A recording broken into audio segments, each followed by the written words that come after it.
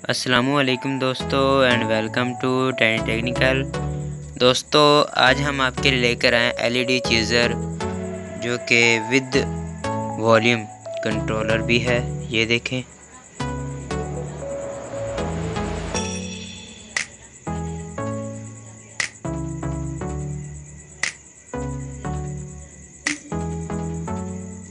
देखें दोस्तों ये किस तरह वर्क कर रहा है।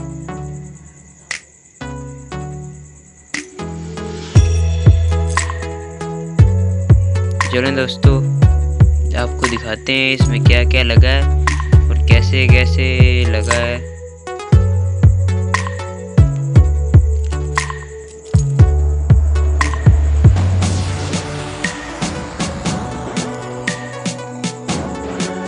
तो दोस्तों ये हमारे पास है जो हम इसमें लगाएंगे यूज़ करेंगे कंपोनेंट्स। तो ये हमारे पास किट है। तो दोस्तों स्टार्ट करते हैं वीडियो।